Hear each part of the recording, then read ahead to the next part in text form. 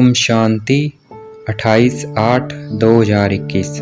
आज की मुरली से मनन चिंतन। गाया जाता है खुशी जैसी खुराक नहीं।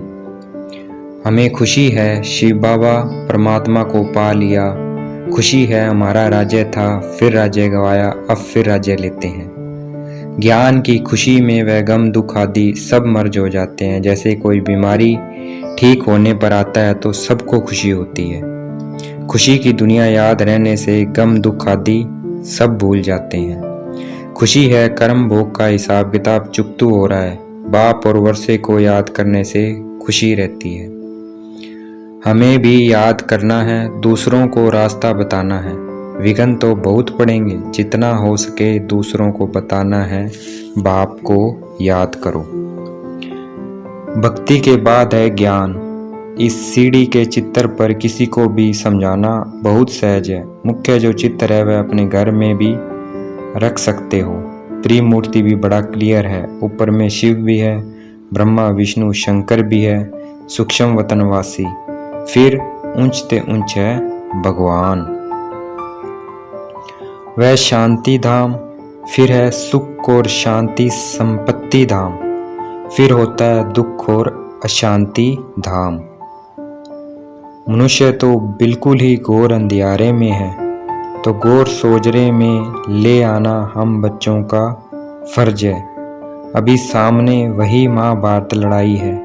गाया हुआ है विनाश काले विपरीत बुद्धि विनशंति, विनाश काले प्रीत बुद्धि विजयंती।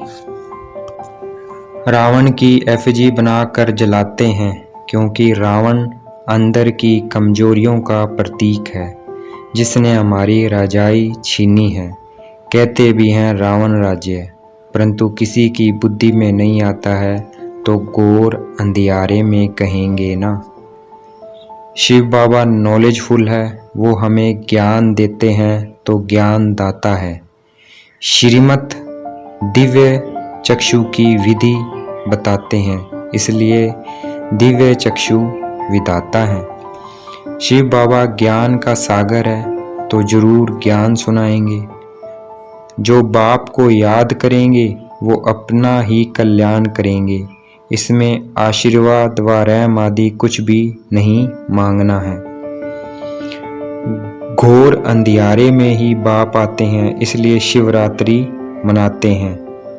जो कुछ भी हम देख रहे हैं ये सब कब्रिस्तान है, क्योंकि सब अपने को शरीर समझते हैं। दिल्ली में बिड़ला मंदिर में लिखा हुआ है भारत परिस्थान था जो धर्मराज ने स्थापन किया था।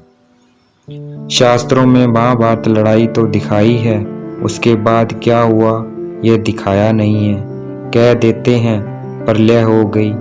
एक तरफ दिखाते हैं कृष्ण ने माता के गर्भ से जन्म हुआ, दूसरी तरफ दिखाते हैं पीपल के पत्ते पर अंगूठा चूसते हुए आया। अर्थात गर्भ मैल से जन्म होता है। गर्भ मैल में बड़े आराम से रहते हैं, बाकी सागर में थोड़ी पत्ते पर हो सकता है, कुछ भी समझते नहीं। अगर बाप हेवनली गॉड फादर है तो फिर हम बच्चे स्वर्ग के मालिक होने चाहिए ना। शिव जयंती भी भारत में ही मनाते हैं, तो जरूर भारत को कुछ दिया होगा।